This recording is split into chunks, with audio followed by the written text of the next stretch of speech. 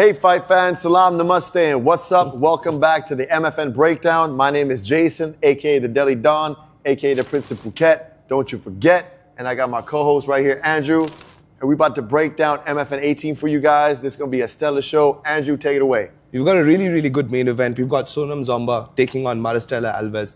It's her first title defense against someone who's big, who's strong, a lot of international experience. And MFN are not doing her any favors, man. They're not giving her these layup fights. Yeah, these layup fights. They're giving her someone who's competent. This is a girl that's fought in the Brazilian Sanda team for 10. She's got 10 years of experience in that sport. That's a lot of time. So she definitely knows how to strike. Right? The question is, can she grapple? I guess in mixed martial arts experience, she's definitely going to have a bit of grappling. But is it enough to stop, hold off, or at least keep Sonam away from her long enough for her to strike? She comes from Brazil, so I'd assume she has a grappling background. You see guys like Alex Pereira, etc., kickboxers who have competent ground game. So my hope is that we'd see a good sort of ground battle, because Sonam is going to take her down. Of course, it's her natural attributes. She's strong, she's fast, she's got all the prerequisites needed to be a good athlete, which is, again, something that's very important to base mixed martial arts. But it's not just that. It's also the training. And the camp that she's in. She's in Babajit's camp, right? Bidang MMA. Again, run by Babajit Chaudhary, a really important figure in Northeastern mixed martial arts. And the camp they run is crazy, man. You have a bit of history with him, so you know how the guy fights. They didn't call him the stretcher for no reason. Yeah, he's a pretty good fighter. Great striker. He's been working on his ground game. Brother would send people to the hospital. I've seen him hurt people. So that mentality carried over, right? Vicious and relentless.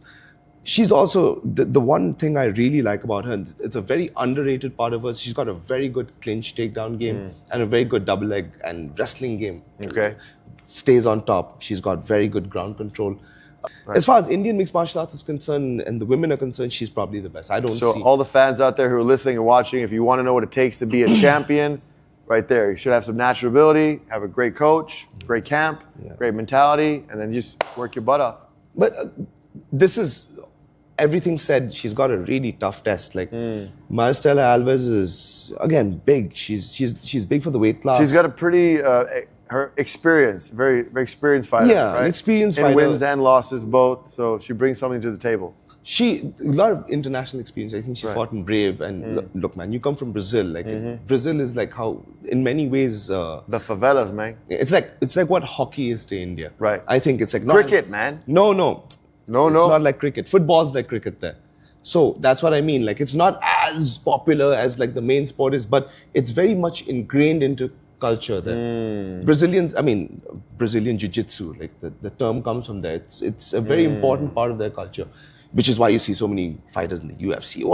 Pretty much. Yeah, Brazilians have good fighters, definitely. Exactly. They have a wide range of fighters, but anytime you come from a Brazilian camp, you will be, the expectations are that you're going to have a certain set of skills. So it mentioned that catching the low kicks, if I'm not mistaken, both these fighters have some wushu background, right? Yeah. So they might have that, that side kick, grabbing the leg. We see some wushu styling. In many ways, it kind of mirrors the previous champion's defense, right? Pooja fought Fafnova, who was a wushu striking specialist, and they come with a certain set of skills. Right. The side kick, the catching of the leg kick with the right hand. Right. And they'll generally come with a bit of power as well.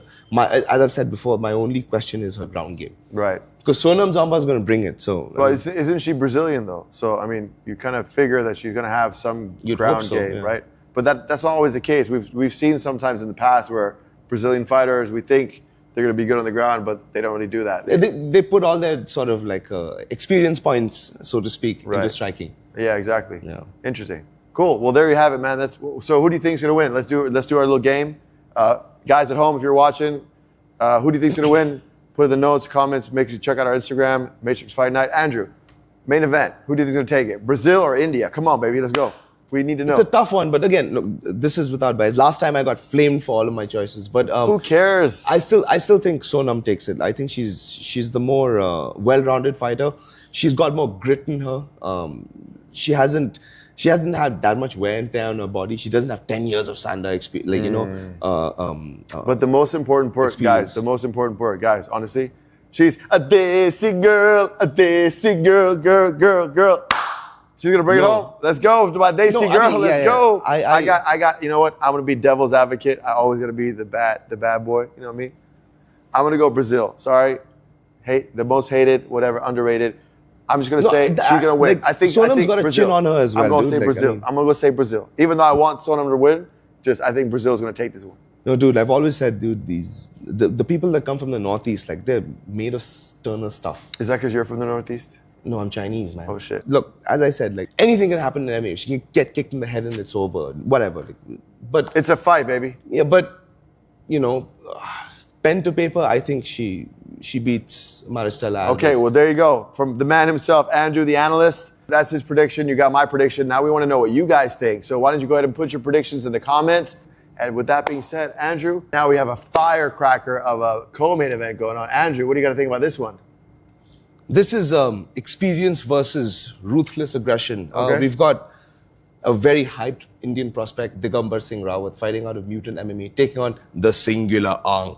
The guy is a veteran. He's been a champion in Indonesia and in many promotions around that part of the world. And he's also competed at the Road to UFC tournament. Oh, wait a second. Road to UFC? Are you trying to say he's kind of like Pavan Man, but only without the knockout power? Right. Pavan Man, I love you, brother. Rematch? This matchup is basically going to be experience versus, as I said, ruthless aggression. Digambar Singh Rawat, man, like, this kid fights mean. Like, he fights like he's got something to prove. Like, he wants to hurt people. That's a really important quality to have in a fighter. Someone who, like, consistently goes for the kill. And where do you think someone gets that drive from? Like, why do you think certain fighters have that, like, killer instinct?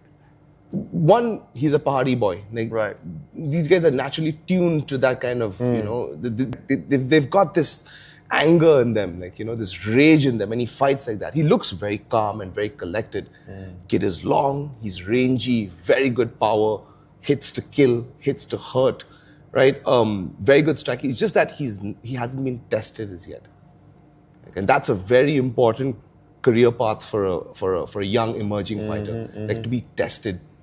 And you feel that his opponent's got the experience needed to kind of test him, take him to deep waters. Like, I would like to see him at least put it on Digambar. Right. Like, I want to see him come back from adversity. Sure. You want to see him get in a bad spot and work his way back. Yeah, exactly. Because he's never been hurt before, really. He's just been crushing dudes. Sure. But this is a real test. 17-6, Jason, like an experienced veteran, man. That's a pretty impressive record. Yeah, but I still think Digambar gets it done. Like, too much power and too much, like, like, piss and vinegar, man. Okay.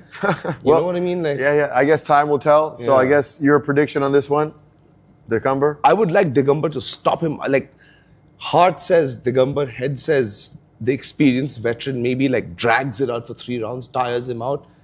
Like, although I wouldn't be surprised to see a kill shot, like, at some point. Like, Digambar just hit him and, like, put him out. So you think Digambar's going to win, but let's also take it to the next level. How does he win? There's only one way he wins. He stops him. Like, okay. He hurts him bad, KOs him. Like, okay, gotcha. Yeah. Okay, interesting. Well, guys, that's his take. Once again, we always like to hear what you guys have to say, so please put your predictions in the comments. All right, guys, so this one's going to be great. This next one's one of our feature fights, and it's going to be a rivalry like none other. It's India versus Nepal. This one's going to be fire. I can't wait for this one. I know both these fighters personally, so I'm super looking forward to this fight. Andrew, what are you going to think? We've got Mandeep Prajapati taking on Yuki Angnembe. This is basically a call-out, right? I think Yuki's teammate Diviz called out Mandeep, and he basically said that MFN was protecting their poster boy and that, like, Yuki would, like, basically take him on. And Mandeep accepted, but I don't know if that was such a smart idea. Like, Yuki's the real deal, man. Like, this kid is, I mean, not just because you Nepali fans flamed me the last time for giving a bad prediction, but I truly do believe that Yuki is a really good fighter. I think even in his losses, like, you've seen that, like, he's got the skills necessary to compete at a very, very high level. Right. Very good striking. I mean, he's fought in the Cage Warriors amateur circuit. Right. I think he won their amateur title as well. Yeah, This kid's for real. Even his loss, I think his loss to Ben Watson last time, like, his takedown defense is good. Ben Watson took him down, he popped right back up. Took Ben down and held him there until he made a tactical error and got Kimura. That's like, that was his loss, or one of his submission losses. But his victories, you can see, like the last victory he had in MFN. He controlled the guy from half guard, just beat him down, stopped him. Right. Mandeep, I don't know if he has the same skill set to compete with Yuki. He's been working a lot with the Warriors Cove guys, and if there's any team in India that can come up with a good game plan and well, Mandeep's actually been training a lot overseas. I saw him in Thailand. I met him in Thailand. I was just about to say that. He was training out there, and I've also met Yuki in Bali. So I've actually trained with both these fighters. I kind of know them personally. They're really, really cool guys. And what do you by think the way, of their skills, like? They're both great. I think they're both actually wrestlers. People take away of Mandeep's wrestling. He's actually background is wrestling. So I think it's going to be a good fight. I don't have a favorite. Of course, I'm leaning for India. Obviously, I'm but Indian, just in terms of skill sets, like, what do you think? Like, I really can't tell, man. It's MMA. Both fighters have different unique styles. Both of them have great all-round skill, if you ask me. I think Yuki might have a little bit more experience than Mandeep. I think his striking is also a little bit better. Like he hits with a little bit more power, with a little bit more conviction, right? Good combinations, and he's got a couple of head kick KOs as well on his record. Right, the guy's for real. Like, no, he's really strong for his size. I've rolled with him. I spar with both these guys, and they're both very good fighters. Both got great skill. I think if you ask me, Yuki might have an edge in terms of the fact that he trains with a international camp on a more regular basis. Mandeep, even though he has a great camp here with Warrior Cove, shout out to Warrior Coves and all the camps in India, they're doing great. But I think when you train consistently overseas with international coaches and international partners, training partners, it gives you a little bit of an advantage. Don't get me wrong, I'm not saying that they're better because they're international. I'm just saying that they have a little different bit more looks. They have a little bit more experience. That's it. And they have. You're getting different styles to like sort of compete and train against. Sure, right? Exactly. Like, I mean, iron sharpens iron. If you're going to be training with people that are better than you, you're going to get better. So why the Indian fighters need to leave India, especially the good ones, is because they're the best in the country. So if you're the best in the room or the best in the gym, you're not getting better. You're kind of just plateauing. Therefore, they need to go overseas, to go abroad, to get better looks, to get better training partners, to get better coaches. And I think that's why so many of them are going overseas, because they're starting to realize in order for them to compete at the international level, they need to train at the international level. Oh yeah, absolutely. And the great thing is they're not only doing that, they're going abroad, they're learning, but they're coming back to India and then spreading that knowledge and sharing that knowledge with the Indian fighters, slowly improving the level of Indian MMA, which is amazing.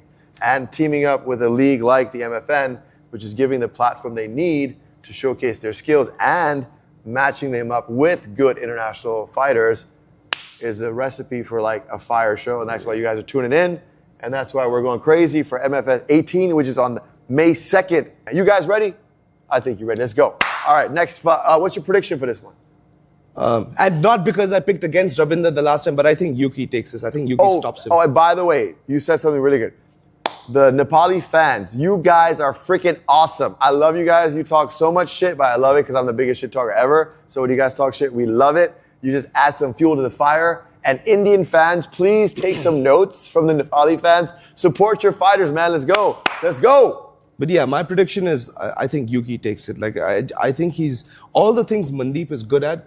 Yuki, I think, is better and is a better striker. Cool. Well, I'm going to go Mandeep. India, Desi boy represent. Let's go, Desi boy. Nepal, I love you, but Desi boy, baby. Let's go. All right, guys. You know what I'm excited about? And I'm sure the fans at home are too.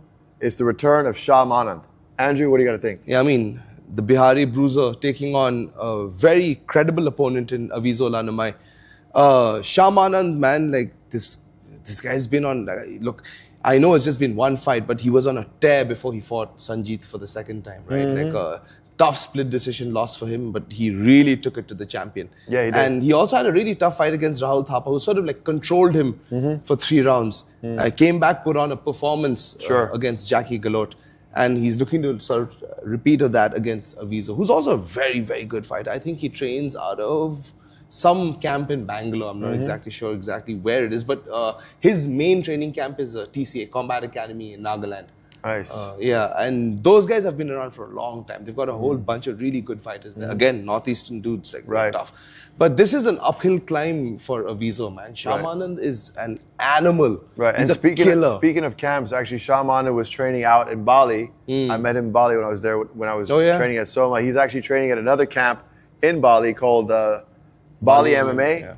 And so a lot of the Indian fighters that we mentioned earlier, they're going overseas, spending a lot of time overseas in Bali, Thailand, to train with international fighters. I'm assuming like in the history of Indian MMA, this is the Bali era. Like, where all these guys are Yeah, just it was the Bali Phuket era. I started the Phuket era, and then Phuket got expensive, and now we're all going to Bali because it's a lot cheaper, and there's a really good team out there. Like Soma Fight Club is actually doing some big things, and Bali MMA, of course, has been there forever. But I think the whole reason why we have this emerging culture of fighters from India going to Bali is primarily because of Soma Fight Club and the hype that they're creating MMA, look, in the MFN.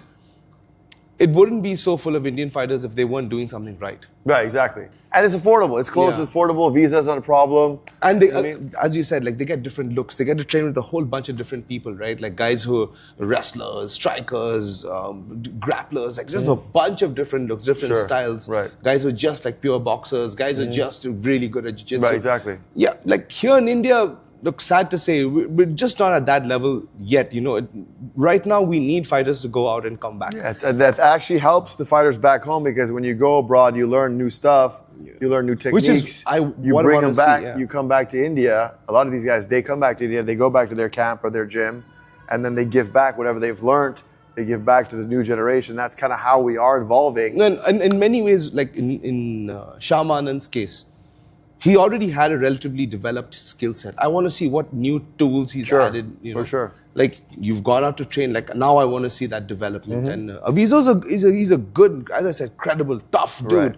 I don't know if he's going to be able to withstand like the kind of power and imagine like a guy like Shaman. Shaman's pretty big for his size. For his weight, he's massive. He's huge. Yeah, and he's pretty strong. He's really big, and he cuts weight the correct way. And if he doesn't gas out, which I think one of his biggest challenges because he cuts so much weight, if he doesn't gas. Dude, he did take Sanjeet Budwar all 5 rounds, man. I'm not talking about the past. I'm talking about this one right here. Yeah, but what does that have? Like, past his prologue. It shows that the guy can go 5 rounds. Sure. Like against a dude like Sanjeet Budwar, like you know what I mean? Like he went 5 rounds there. Even Rahul couldn't put him away in his losses. Like the guy, I think, is a proven commodity as far as cardio is concerned, and so is Avizo. Right? Avizo is a tough cookie as well. But I think it's just Shamanand's power, like just a pure power matched with a new wrinkle in his striking game. That is what I think might cause problems. Because we don't know until they show us what they've been doing in their training camps, right? Sure. So I'd like to see what new skills he's added. What I think Avizo needs to do, he's got to slow Shamanand down. He's got to close the distance against him. Like, he can't fight him at range. At range, he's going to get blasted. Dude, he's got heavy hands. Nice.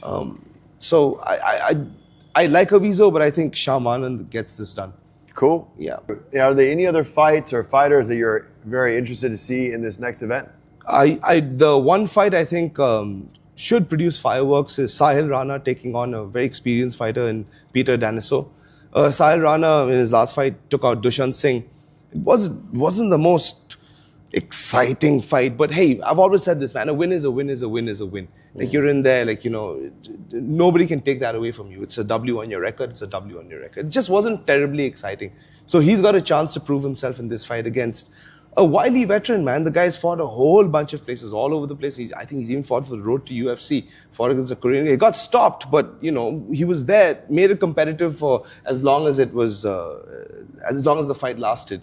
It's a good signing for the MFN, for Matrix Fight Night, simply because it gives them a fuller roster, one, and plus it gives Indian fighters a taste of the international scene. They're doing a good job of getting these foreign fighters and giving them competent tests, with especially a guy like Sahil Rana, very well-rounded, trains out of Warriors Cove, has got a good ground game, decent fight IQ, very aware of his situation in the cage. I'm impressed by I liked his performance against Dushant. It was a little too close for comfort, but he took the fight, and I think he did win that. He's got a tough one here, but I think he can grind it out, man. I think Sahil Rana takes the victory against Peter. And again, this is good for Indian MMA. The more confidence you can build, it's just better for the sport. Yep, definitely. Right? I think MFN's doing a great job. They're providing a great platform, putting on a great show. But not only that, they're bringing in amazing talent, great fighters, and they're matching them up quite well, if you ask me. They're not bringing in people who are super over talented or super under talented. They're just the matching right, them. just the They're Goldilocks matching them. Yep, in the exactly. Goldilocks So zone, like you know. They're putting on great fights. They're putting on great matchups, which is doing two things. The fans are loving the fights because they're actually seeing good fights, and then on the fighter side, the fighters are actually getting better. Even though they might lose their fight here or there, they're actually getting the experience they need. They're testing themselves against international level, and that's exactly what we need to grow. And I'm happy to hear you say that. I'm happy to see it happening. All right, guys, and there you have it. We broke down MFN 18 for you. That's why the show is called The Breakdown. We broke down fight by fight. We gave you our predictions, but we'd love to hear what you guys have to say. And remember, the fights are on May 2nd, so don't miss it. And guys, you can catch all the action on Geo Hotstar. And for our international audiences, you can check us out on YouTube, all right? It's Matrix Fight Night. 18 is going down. Now you know. Let's go, baby. Let's go. Andrew, you ready? Let's do this. And that's all for me, the Delhi Don, a.k.a. the Prince of Phuket, and my partner in crime, the one and only, Mr. Andrew. And we love you. Let's go. See you at MFN 18, guys.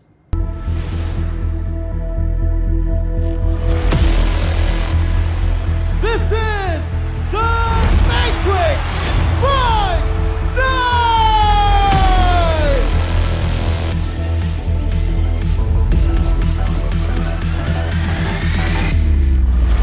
Beautiful combination. Yeah, the dot scramble there. Whoa!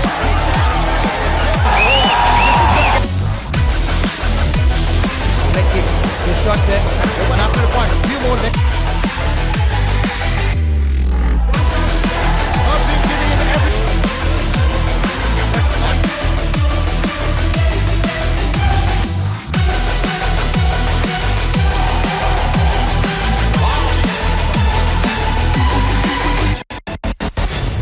Matrix Fight Night 18, 2nd May, 6 p.m. Only on Geo Hotstar.